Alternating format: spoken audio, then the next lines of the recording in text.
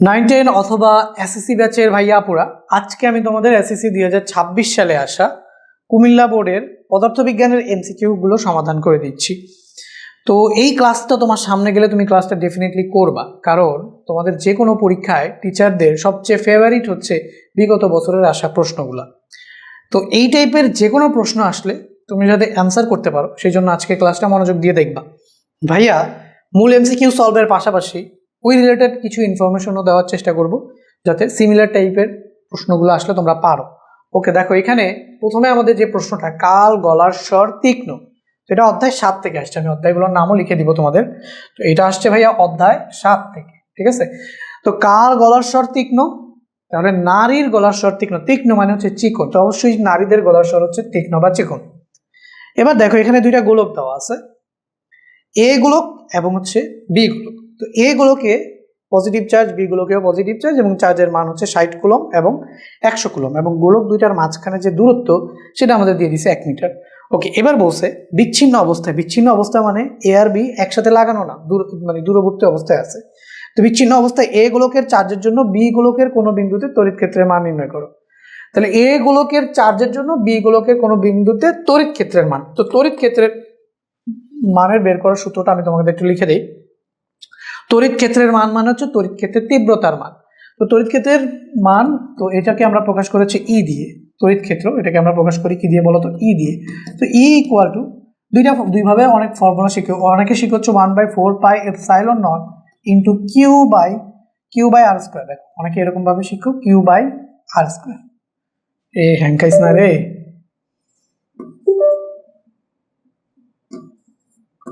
Q by r square, ঠিক আছে? আচ্ছা, অনেকে আবার এটাকে শিখো কে কিউ বাই আর স্কোয়ার। তাহলে কে ইন্টু বা কে কিউ বাই আর স্কোয়ার এভাবে শিখো, কে কিউ বাই আর স্কোয়ার এভাবেও শিখো। তো ভাইয়া এখানে এই যে 1/4 পাই এপসাইলন নট, এটার মানেই হচ্ছে গিয়ে কি কে, আর এই কে এর ভ্যালু তোমরা সবাই জানো, সেটা হচ্ছে 9 × 10⁻⁴ কত বলতো? 9। তাহলে 1/4 পাই এপসাইলন নট এটার মানেই হচ্ছে কে, তাহলে কে কিউ বাই আর স্কোয়ার, এটা হচ্ছে সূত্র। এখন কিউ হচ্ছে, দেখো বিচ্ছিন্ন অবস্থা এ গোলকের চার্জের জন্য, তাহলে যে গোলকের চার্জের জন্য সেই গোলকের চার্জ নিব। তাহলে কিউ ইকুয়াল টু এখানে আমাদের আসবে হচ্ছে 60 কুলম। আমরা কিউ এর জায়গায় 60 বসাবো। বি গোলকের কোনো বিন্দুতে তড়িৎ ক্ষেত্রের মান, তাহলে আমাদের কে এর মান পাইলাম, কিউ এর মান পাইলাম, আর কি, যেহেতু এ গোলকের চার্জের জন্য বি গোলকের তড়িৎ ক্ষেত্রের মান, তাহলে আমরা এ গোলক থেকে বি গোলকের দূরত্বটাকে নিব। সেই দূরত্ব কত বলতো? 1 মিটার। তাহলে আমরা এখানে মানগুলো বসাই দিলেই হয়ে গেল। দেখো এখানে কে এর ভ্যালু হচ্ছে 9 × 10⁻⁹, আর এখানে কিউ এর মান হচ্ছে কত বলো? 60। কিউ এর মান হচ্ছে 60 আর আর এর মান হচ্ছে 1²। তো তুমি যদি এটাকে ক্যালকুলেটরে বসাও, তুমি এটা পেয়ে যাবে 5.4 × 10⁻11 নিউটন পার কুলম। ধরো 5.4 × 10⁻11 নিউটন পার কুলম। হ্যাঁ, ঠিক আছে। তাহলে 5.4 × 10⁻11 নিউটন পার কুলম, এটা তোমরা পেয়ে যাবে। বুঝছো? সো এটা তোমাদের অ্যান্সার। তাহলে আমরা এখানে দেখাবো কি গ। ওকে, এবার দেখো 3 নম্বর প্রশ্নটা বলছে বি গোলকটিকে ভূমির সাথে সংযুক্ত করে এ গোলকের সাথে যুক্ত করলে। বি কে আগে ভূমির সাথে সংযুক্ত করবা। তাহলে ভাইয়া আমি সবার আগে বি কে ভূমির সাথে সংযুক্ত করার কাহিনীটা তোমাদের বলে নিই। যেটা আমরা করতেছি হচ্ছে 3 নম্বরটা। তো বি গোলককে যদি ভূমির সাথে সংযুক্ত করো, তাহলে দেখো এটা হচ্ছে তোমার বি গোলক। তো এটাকে তুমি করলা ভূমির সাথে সংযুক্ত। তো ভূমির সাথে সংযুক্ত করলে এটা হচ্ছে নিস্তড়িত হয়ে যাবে। এখন কিভাবে নিস্তড়িত হয়ে যাবে? আমরা জানি ভূমি হচ্ছে ঋণাত্মক চার্জের আধার। তাহলে এই যে ঋণাত্মক চার্জগুলো মানে ই মাইনাস ইলেকট্রন এখানে চলে আসবে। তো ঋণাত্মক চলে আসার কারণে এই প্লাসগুলো মাইনাসের সাথে মিলে নিউট্রাল হয়ে যাবে। তো প্লাস, দেখো এখানে অনেকগুলো ইলেকট্রন বা নেগেটিভ চার্জ, অনেকগুলো ইলেকট্রন বা নেগেটিভ চার্জ এখানে চলে আসবে। তো নেগেটিভ চার্জ যখন এখানে চলে আসবে, এই পজিটিভগুলোর সাথে মিলে এটা নিউট্রাল হয়ে যাবে। তো এটা হচ্ছে কোনো চার্জ এটার ভিতরে থাকবে না, এখানে চার্জের পরিমাণ 0। এবার কি করলাম? বি গোলককে ভূমির সাথে সংযুক্ত করে এ গোলকের সাথে সংযুক্ত করলাম, ঠিক আছে? এবার আমি হচ্ছে এটাকে আবার এ গোলকের সাথে সংযুক্ত করে দিলাম। ধরো এ গোলকের সাথে সংযুক্ত করলাম, সংযুক্ত করা মানে লাগানো। এ গোলকের সাথে যখন আমরা লাগাই দেবো, এখানে একটা ঘটনা ঘটবে। সেটা হচ্ছে এই যে বি গোলক থেকে এ গোলকের দিকে দাঁড়াও, এখানে যখন সংযুক্ত করে দিব, দেখো এটা নিস্তড়িত আর এখানে আছে কি শুধু পজিটিভ চার্জ, এখানে আছে শুধু পজিটিভ চার্জ। এবার বলছে এই যুক্ত করলে ইলেকট্রন প্রবাহিত হবে। ইলেকট্রন কোন দিকে যাবে বলো? আচ্ছা তুমি আমাকে বলো তো ভাই, এখানে শুধু পজিটিভ চার্জ আর এখানে হচ্ছে নিস্তড়িত, মানে এখানে পজিটিভ নেগেটিভ সমান সমান, পজিটিভ নেগেটিভ সমান সমান, পজিটিভ নেগেটিভ সমান সমান, এখানে পজিটিভ নেগেটিভ সমান সমান, মানে যে কটা পজিটিভ আছে সে কটা নেগেটিভ আছে, এই কারণে তো এটা নিস্তড়িত। এবার যখন এদেরকে সংযুক্ত করে দিলাম, তো এটা যেহেতু নিস্তড়িত, এটার বিভব হচ্ছে 0 ভি, এটার বিভব হচ্ছে 0 আর এটার বিভব হচ্ছে কিছু একটা আছে ভি প্রাইম, এটার বিভব হচ্ছে কিছু একটা আছে, তাহলে এটা হচ্ছে উচ্চ বিভব আর এটা হচ্ছে গিয়ে কি নিম্ন বিভব। যখন আমরা সংযুক্ত করব, উচ্চ বিভব থেকে নিম্ন বিভবের দিকে যাবে হচ্ছে পজিটিভ চার্জ, আর নিম্ন বিভব থেকে উচ্চ বিভবের দিকে আসবে হচ্ছে নেগেটিভ চার্জ। তাহলে দেখো এ থেকে বি এর দিকে ইলেকট্রন প্রবাহিত হবে কোন দিকে বলো তো? এই যে এটা হচ্ছে আমাদের বি আর এটা হচ্ছে আমাদের এ। তাহলে দেখো আমি বলছি এটা উচ্চ বিভব আর এটা হচ্ছে গিয়ে কি নিম্ন বিভব। কেন? কারণ এটার ভিতরে তো পজিটিভ নেগেটিভ চার্জ সমান, তার মানে এখানে আমরা বলতে পারি যে কোনো চার্জ নাই, নিউট্রাল আছে। হ্যাঁ, তো যখন এরকম উচ্চ বিভব আর শূন্য বিভবের কোনো দুইটা বস্তুকে অথবা নিম্ন বিভবের কোনো বস্তুকে আমরা একসাথে সংযুক্ত করব, তাহলে উচ্চ বিভব থেকে নিম্ন বিভবের দিকে যাবে পজিটিভ চার্জ, নিম্ন বিভব থেকে উচ্চ বিভবের দিকে আসবে কি ইলেকট্রন। তাহলে ইলেকট্রন আসবে কোথা থেকে? বি থেকে এর দিকে। তাহলে এই যে ইলেকট্রন প্রবাহিত হবে বি থেকে এর দিকে, এটা কারেক্ট। বি থেকে এর দিকে আসতেছে ইলেকট্রন, আর ভূমি থেকে বি এর দিকেও ইলেকট্রন যাবে। এই যে দেখো ইলেকট্রন ভূমি থেকে বি এর দিকে গেছিল, তাই না? এই যে এটা আমাদের বি ছিল, তাহলে ভূমি থেকে বি এর দিকে ইলেকট্রন গেছে, আবার বি থেকে যখন সংযুক্ত করে দিলাম এর দিকে ইলেকট্রন আসছে। তাহলে আমাদের এখানে কারেক্ট অ্যান্সার হচ্ছে কত বলো তো? 2, 3। আশা করি বুঝতে পারছো, খুব সুন্দর করে বোঝানোর চেষ্টা করছি, আশা করি বুঝতে পারছো। এবার আসো 4 নাম্বার, কারা দেখান চৌম্বক ক্ষেত্রে পরিবর্তন করে বিদ্যুৎ তৈরি করা যায়। তো এটা হচ্ছে ফ্যারাডে এবং হেনরি, এটা তো মুখস্থ, এটা মুখস্থ করে ফেলো। তাহলে ফ্যারাডে এবং হেনরি দেখায় যে চৌম্বক ক্ষেত্রে পরিবর্তন করে বিদ্যুৎ তৈরি করা যায়, এটা দেখাচ্ছে ফ্যারাডে এবং হেনরি। আশা করি বুঝছো। এবার আসো কোন বলের কারণে গ্যালাক্সির ভেতরে নক্ষত্ররা ঘুরপাক খায়। তাহলে গ্যালাক্সির ভিতরে নক্ষত্র যদি ঘুরপাক খায়, সেটা শুধুমাত্র আমাদের এই যে গ্যালাক্সি, কোন বলের কারণে গ্যালাক্সির ভেতরে নক্ষত্রগুলো ঘুরপাক খায়, এটা হচ্ছে আমাদের মহাকর্ষ বলের কারণে। ঠিক আছে, এই পৃথিবীতে প্রত্যেকটা গ্রহ উপগ্রহ অথবা গ্যালাক্সির যে কোনো গ্রহ উপগ্রহ অথবা নক্ষত্র একে অপরকে আকর্ষণ করে কোন বলের কারণে? মহাকর্ষ বলের কারণে। এটা আমাদের এটা কারেক্ট অ্যান্সার, মহাকর্ষ বল। এবার বলছে কি নিচের কোনটি নবায়নযোগ্য শক্তির উৎস। নবায়নযোগ্য শক্তি মানে যেই শক্তিগুলোকে পুনরায় ব্যবহার করা যায়। দেখো জিওথার্মাল হচ্ছে ভূমির ভেতরের তাপ থেকে যেটা পাচ্ছি, মানে আমাদের আমরা জানি মাটির নিচে ম্যাগমা আছে, মানে অনেক বড় তাপের উৎস আছে, তো সেটা পৃথিবী যতদিন আছে ওইটা ততদিন থাকা স্বাভাবিক, এই জন্য ওইটা বারবার ব্যবহার করা যায়। তাহলে নবায়নযোগ্য শক্তির উৎস হচ্ছে জিওথার্মাল। এবার আসো নিচের কোনটি সঠিক, আমাদের সূত্র দিয়ে দিয়েছে অনেকগুলো, তো আমরা জানি এ ইকুয়াল টু হচ্ছে ভি মাইনাস ইউ বাই টি। হ্যাঁ, ত্বরণের এইটাই সঠিক, তার মানে আর একটাও সঠিক হবে না। ত্বরণ a equal to v minus u by t. ভাইয়া বাকিগুলো যদি সঠিকটা লিখতে চান কিভাবে লিখবেন? কি যেন হইতেছে, বারবার সাউন্ড হচ্ছে কেন? তো দেখো গ নাম্বার অপশনটা দেখো, গ নাম্বার অপশনে কি দেওয়া আছে? গ নাম্বার অপশনে দেওয়া আছে u equal to v plus at. না, তাহলে এটা হচ্ছে v equal to u plus at, এটার কারেক্ট হচ্ছে v equal to u plus at, এটা হলে এটা কারেক্ট ছিল। এবার দেখো ঘ নাম্বার হচ্ছে a equal to v minus u by t হবে, কিন্তু u plus b by t দিছে, তো এটা তো রং, তো এটাও রং, এটাও রং, এটাও রং। কারেক্ট হচ্ছে শুধু ক, এটাও তোমাদের বুঝিয়ে দিলাম। এবার আসো 8 নাম্বার প্রশ্নটা কি বলছে দেখো। 8 নাম্বার প্রশ্নটা বলছে 100 সেন্টিমিটার লম্বা একটা সুতা দিয়ে 15 গ্রাম ভরের একটি বস্তু ঝুলিয়ে দেওয়া হলে বস্তুটির দোলনকাল কত হবে। তো দোলনকালের সূত্র কি বলো? টি ইকুয়াল টু হচ্ছে 2 পাই রুট ওভার এল বাই জি। এখানে 2 এর জায়গায় 2 বসাইলাম, পাইয়ের ভ্যালু 3.1416 বসাইলাম, আর ইন্টু রুট ওভার, এই যে রুট ওভার দিলাম, তারপর হচ্ছে এল বাই জি। এল হচ্ছে কত? 100 সেন্টিমিটার। 100 সেন্টিমিটারকে মিটারে নিবে 100 দিয়ে ভাগ করে, তাহলে 1 মিটার। তাহলে এখানে এল এর মান হচ্ছে আমাদের 1 বাই জি এর মান সবাই জানো, সেটা হচ্ছে কত বলো তো? 9.8। তো এটাকে ক্যালকুলেট করলে তুমি যেটা পেয়ে যাবা, এটাকে ক্যালকুলেট করে ফেলি দেখো।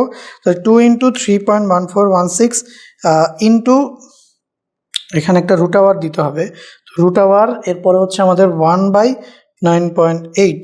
তো আমি এটাকে ক্যালকুলেট করলে যেটা পাচ্ছি 2.007 সেকেন্ড, তার মানে 2.01 সেকেন্ড, 2.01 সেকেন্ড। পার্সন অপশনে দেখো তো 2.01, তাহলে 2.01 সেকেন্ড, এটা হচ্ছে আমাদের কারেক্ট অ্যান্সার। এবার দেখো 8 তো গেল ভাইয়া, এবার 9 করান। তো 9 নাম্বারটা দেখো, 9 নাম্বারটা কি আছে? এখানে আমাদের একটা চিত্র আছে, তো ভাইয়া চিত্রটা আমি একটুখানি রাফলি ড্র করি, এভাবে আঁকলাম।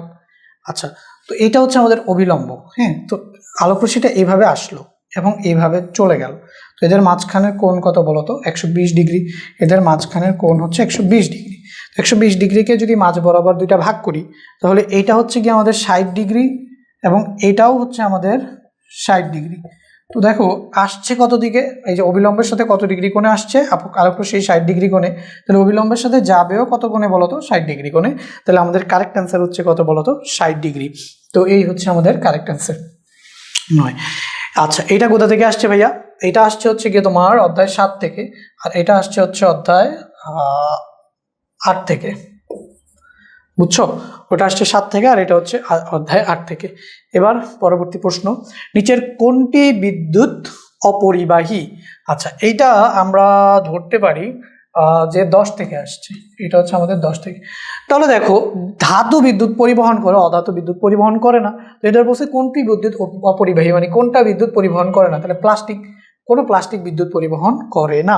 এবার দেখো নিচের কোনগুলো ভেক্টর রাশি, তাহলে দেখো ভেক্টর রাশি কি, যে সকল রাশির মান এবং দিক দুইটাই আছে সেটাকে হচ্ছে আমরা ভেক্টর রাশি বলবো। তো কাজ একটা স্কেলার রাশি, সরণ একটা ভেক্টর রাশি, তাহলে এটা তো হবে না। এবার দেখো শক্তি একটা স্কেলার রাশি, ক্ষমতা হচ্ছে একটা স্কেলার রাশি, এটাও হবে না। ভরবেগ একটা ভেক্টর রাশি, আর তড়িৎ ক্ষেত্রও একটা ভেক্টর রাশি, ঠিক আছে? তো এটা হবে আমাদের, আর এটা হবে না কেন, বেগ ভেক্টর রাশি বা তড়িৎ বিভব ভেক্টর রাশি না। তাহলে আমাদের গ নাম্বার কারেক্ট অ্যান্সার। এবার দেখো 12 নাম্বার, 10 কিলোওয়াট ক্ষমতার একটি ইঞ্জিন থেকে প্রাপ্ত লব্য কার্যকর ক্ষমতা 500 ওয়াট হলে ইঞ্জিনটির কর্মদক্ষতা কত? দেখো এবার 12 নাম্বারটা আমি তোমাদের করে দিই। কর্মদক্ষতার সূত্র হচ্ছে ভাইয়া, কর্মদক্ষতা ইটা ইকুয়াল টু হচ্ছে গিয়ে তোমার, এখানে কি আমাদের শক্তি দেওয়া আছে, ক্ষমতার একটি ইঞ্জিন থেকে এত ক্ষমতা, আচ্ছা ক্ষমতা, তাহলে ক্ষমতা দিয়ে আমরা যদি এটাকে লিখতে চাই তাহলে পি আউট বাই হচ্ছে পি ইন, তাহলে এই যে দেখো এখানে হবে হচ্ছে পি আউট মানে ইঞ্জিন থেকে কি পাইতেছি, আর হচ্ছে পি ইন মানে ইঞ্জিনে কি দিচ্ছি ইন্টু 100%, এটাই হচ্ছে আমাদের কর্মদক্ষতার সূত্র। তো তার আগে এটা বলি, এটা কোথা থেকে আসছে, এটা হচ্ছে অধ্যায় 1 থেকে আসছে, আর এটা হচ্ছে আমাদের কোথা থেকে আসছে, এটা হচ্ছে অধ্যায় 4 থেকে আসছে, বুঝতে পারছো? এবার দেখো 10 কিলোওয়াট ক্ষমতার একটি ইঞ্জিন থেকে প্রাপ্ত লব্ধ কার্যকর ক্ষমতা, তাহলে লব্ধ কার্যকর ক্ষমতা এটার মানে হচ্ছে আমরা পি আউট পেয়ে গেছি, তাহলে পি আউট কত বলতো, 500, তাহলে 500। আর এখানে দেখো কত ক্ষমতার ইঞ্জিন, 10 কিলোওয়াট ক্ষমতার ইঞ্জিন, তাহলে পি ইন হচ্ছে 10 কিলোওয়াট, তাহলে আমরা এখানে পি ইন পেয়ে যাবো হচ্ছে 10 কিলোওয়াট, তাহলে 10 কিলোওয়াট এটার মানে হচ্ছে 1000 দিয়ে কি করতে হবে, গুণ করতে হবে, তাহলে এখানে আমরা 1 1 2 3 4 এইটা পাইলাম, ঠিক আছে?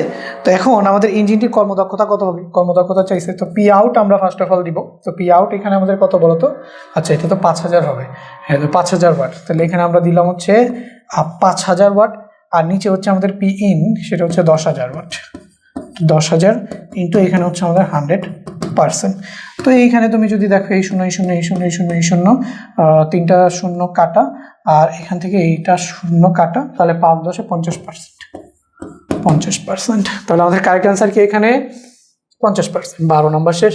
এবার দেখো স্কেলার রাশিগুলো আমি তোমাদের দিয়ে দিছি, হ্যাঁ স্কেলার রাশি কোনগুলো, স্কেলার রাশির মাত্রাগুলো দিয়ে দিছি এবং এককগুলো দিয়ে দিছি, ঠিক আছে? সেমভাবে ভেক্টর রাশিগুলো, ভেক্টর রাশি কাকে বলে, ভেক্টর রাশিগুলো দিয়ে দিছি, এই রাশিগুলো ভেক্টর রাশি, এদের মাত্রা এবং এককও দিয়ে দিছি, এগুলো পড়ে ফেলবা তোমরা যখন স্লাইডটা পাবা। আচ্ছা এবার আসো জগদীশ চন্দ্র বসু, এটা তো তোমার অধ্যায় 1 থেকে আসছে, তো এই যে অধ্যায় 1 থেকে আসছে, তাহলে জগদীশ চন্দ্র বসু তোমার হচ্ছে বোস বিজ্ঞান মন্দির প্রতিষ্ঠা করেন, ঠিক আছে? তারপর হচ্ছে response in the living and non living গ্রন্থটি রচনা করে, এটাও ঠিক আছে। এবার হচ্ছে ক্রেস্কোগ্রাফ আবিষ্কার করে, এটাও ঠিক আছে। তো এটা হচ্ছে আমাদের কারেক্ট আনসার কি হবে, ঘ। এবার দেখো মহাকর্ষ সূত্রের ক্ষেত্রে বস্তু দুটির মধ্যবর্তী দূরত্ব কোন চিত্রে সঠিকভাবে দেখানো হয়েছে, তো দূরত্ব নিতে হয় কেন্দ্র টু কেন্দ্র, তাহলে দেখো এই যে কেন্দ্র থেকে কেন্দ্র কোনটা নিয়েছে বলো তো, এই যে এটা বলছে মহাকর্ষ সূত্রের ক্ষেত্রে, তাহলে মহাকর্ষ সূত্রটা কি ভাইয়া একটু লিখে দেন। তাহলে মহাকর্ষ সূত্রটা হচ্ছে আমাদের যে দুইটা বস্তুর মধ্যে, এই মহাবিশ্বে যে কোনো দুইটা বস্তুর মধ্যে আকর্ষণ বা বিকর্ষণ বলের মান বস্তুদ্বয়ের ভরের গুণফলের সমানুপাতিক এবং মধ্যবর্তী দূরত্বের বর্গের ব্যস্তানুপাতিক। তো এখান থেকে আমরা যে সূত্রটা পাই সেটা হচ্ছে মহাকর্ষ ধ্রুবক জি, আর এটা প্রথম বস্তুর ভর, দ্বিতীয় বস্তুর ভর, মাঝখানে হচ্ছে বস্তু দুইটা মধ্যবর্তী দূরত্ব এইটা। তাহলে এই যে দূরত্বটা সেটা নিতে হয় কেন্দ্র থেকে কেন্দ্রতে, এই যে দূরত্বটা সেটা নিতে হয় কেন্দ্র থেকে কেন্দ্রতে। এই যে এই বস্তুটার ভর হচ্ছে m1 এবং এই বস্তুটার ভর হচ্ছে m2 এবং এদের মাঝখানে দূরত্ব হচ্ছে d, সেই d নিতে হবে বস্তুর কেন্দ্র থেকে কেন্দ্রতে।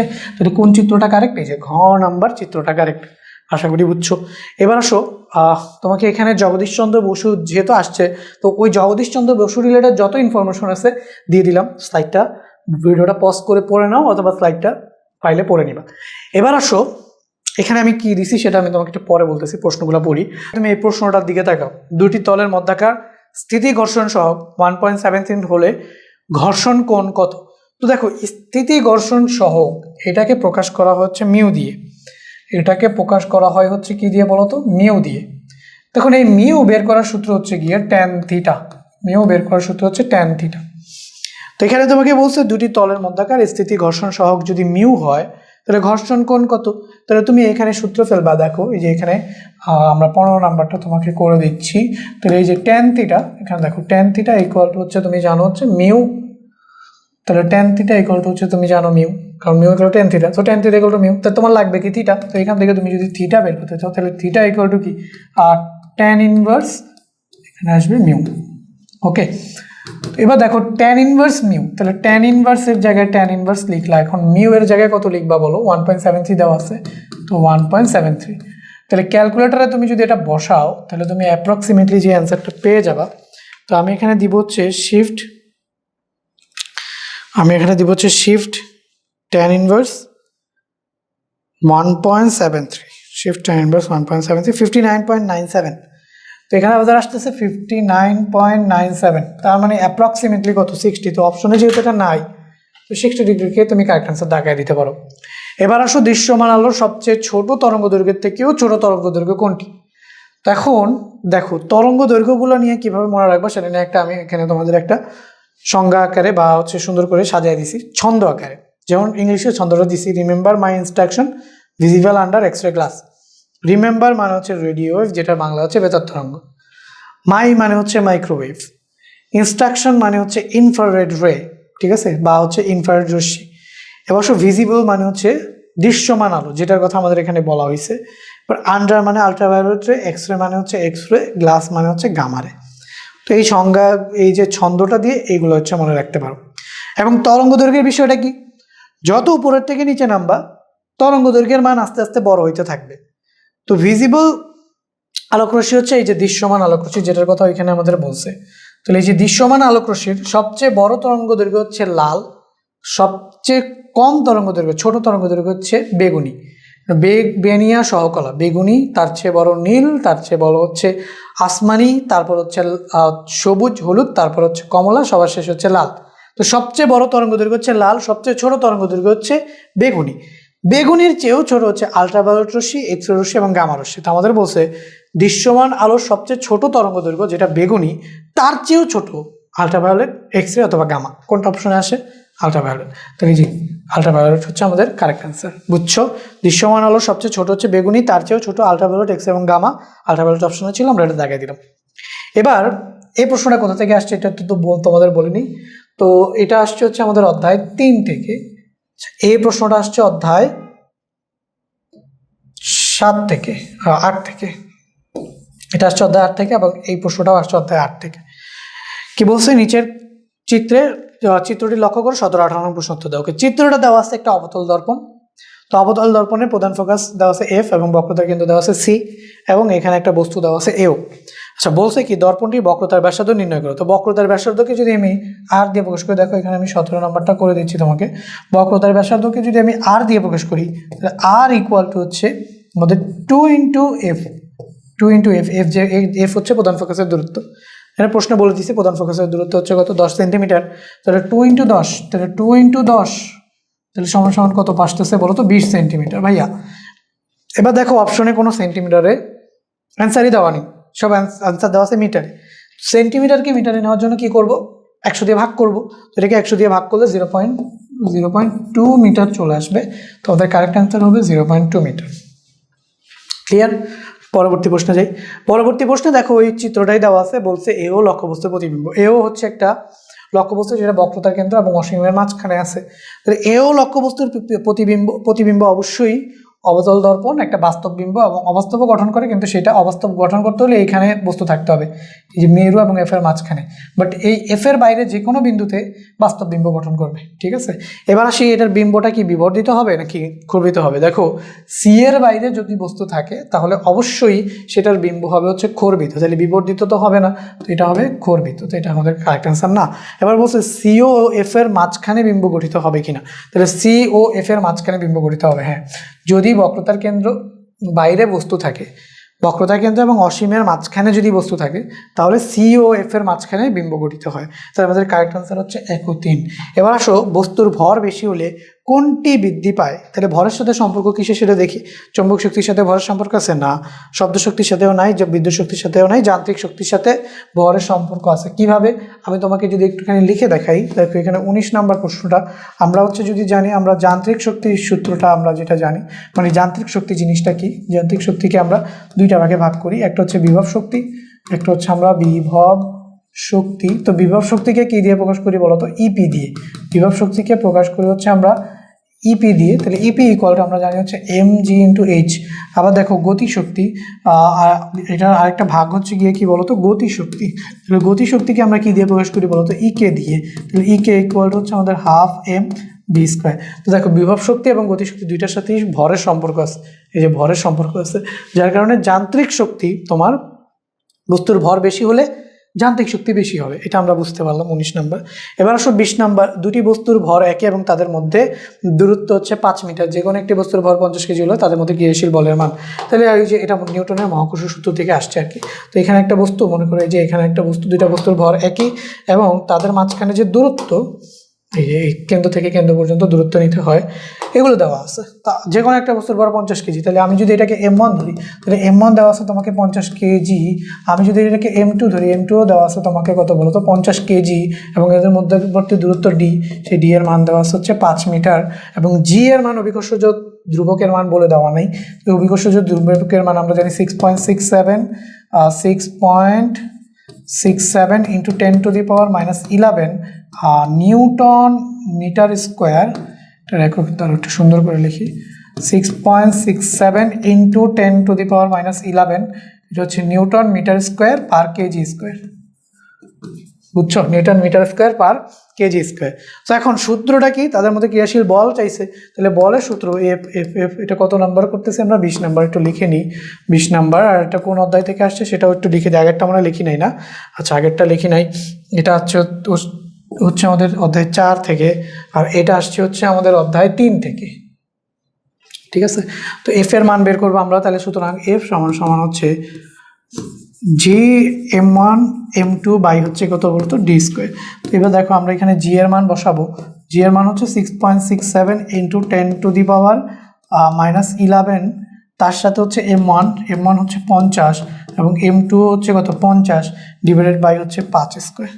তো ভাইয়া যদি এটাকে ক্যালকুলেটারে বসাইলে তোমরা অ্যান্সার যেটা পেয়ে যাবা 6.67 × 10⁹ মোস্ট প্রবাবলি। একটু চেক করি, দাঁড়াও। আচ্ছা, তো আমাদের কারেক্ট অ্যান্সার হচ্ছে 6.67 × 10⁻⁹। তাহলে 6.67 × 10⁻⁹। ক্লিয়ার? আচ্ছা, এবার আসো, এটার একক হচ্ছে নিউটন। হৃৎপিণ্ডের স্পন্দন কোন ধরনের গতি? এটা হচ্ছে আমাদের অধ্যায় 2 থেকে আসছে। তো হৃৎপিণ্ডের স্পন্দন অবশ্যই পর্যাবৃত্ত গতি, চোখ বুঝে দাগায় দিবা। আচ্ছা, এরপর হচ্ছে কোন রাশির বিকিরণ ব্যাখ্যা করেছে? কোন রাশির বিকিরণ ব্যাখ্যা করার সময় দুর্বল নিউক্লিয় বল আবিষ্কৃত হয়? আচ্ছা, এটা আসছে হচ্ছে অধ্যায় 3 থেকে। ঠিক আছে? তাহলে এটা হচ্ছে বিটা। তাহলে আমরা বলতে পারি যে বিটা রশ্মির বিকিরণ ব্যাখ্যা করার সময় তোমার হচ্ছে দুর্বল নিউক্লিয় বল আবিষ্কৃত হয়। এটা আমরা মুখস্থ বলে দিতে পারি। তাহলে এটা মনে রাখবা আর কি, মুখস্থ করে রাখবা। এবার দেখো বিভিন্ন প্রকার গতির ভিতরে এই যে সরলরৈখিক গতি, ঘূর্ণন গতি, চলন গতি এবং পর্যাবৃত্ত গতি, সরল স্পন্দন গতি, সবগুলো গতির সংজ্ঞা দেওয়া আছে এবং উদাহরণ সহ দেওয়া আছে। তো তোমরা এটা একটু পড়ে নিবা। ঠিক আছে? এই যে পর্যাবৃত্ত গতি, এই যে দেখো হৃৎপিণ্ডের স্পন্দন, পর্যাবৃত্ত গতি, এটা আসছিল। তো এটা কিন্তু আগেই আমি তোমাদের দিয়ে রাখলাম। তো তোমরা এগুলো সব পড়ে ফেলবা, তাহলে দেখবা যে একটা এখান থেকে কমন পড়তে পারে। এবার আসো ইউরেনিয়াম 235 এটা এর অর্ধায়ু 704 মিলিয়ন বছর। এটা মুখস্থ করে ফেলবা। কম গতিসম্পন্ন নিউট্রনকে সহজে গ্রহণ করতে পারে। ঠিক আছে? এর পরিমাণ প্রাকৃতিক ইউরেনিয়ামের মাত্র 0.77 না, 0.7%। তো এটা 0.77 না, তো এটা আমাদের কারেক্ট অ্যান্সার না। তাহলে আমাদের কারেক্ট অ্যান্সার হচ্ছে এখানে কি? ক। এবার দেখো ধারকের পাতের জমাকৃত আধানের পরিমাণ কিসের উপর নির্ভর করে? এটা নির্ভর করে হচ্ছে ধারকের পাতের ভরের উপর। আচ্ছা, করে না বলছে। তাহলে ধারকের পাতে জমাকৃত আধানের পরিমাণ কিসের উপর নির্ভর করে না? তাহলে ধারকের পাতের ভরের উপর নির্ভর করে না। ব্যাটারি বিভব পার্থক্যের উপর নির্ভর করে, ধারকের পাতের আকারের উপরও নির্ভর করে এবং ধারকের মধ্যবর্তী মাধ্যমের উপরও নির্ভর করে। এই তিনটা মুখস্থ করে ফেলবা যে এইগুলোর উপর নির্ভর করে কিন্তু ভরের উপর নির্ভর করে না। ওকে, কারেক্ট অ্যান্সার পাইলাম। এবার দেখো 25 নাম্বার বলছে বিপরীত দশায় আছে কোনটি।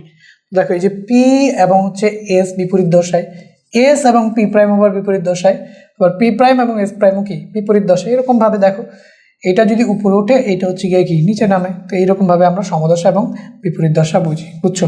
তো তরঙ্গটা এরকম উপরে ওঠে এবং এদিকে নিচে নামে, আবার এদিকে কি, আবার এদিকে উপরে ওঠে এবং এদিকে কি হয় নিচে নামে। তো এইটা আর এটাও কি বিপরীত দশা, এটা আর এটাও বিপরীত দশা, এটা এটাও কি বিপরীত দশা। তার সমদশা কোনটা, এটা এটা সমদশা, এটা এটা সমদশা। সেমভাবে এখানেও যে কোনো পয়েন্টের কথা নেওয়া যায়, ঠিক আছে।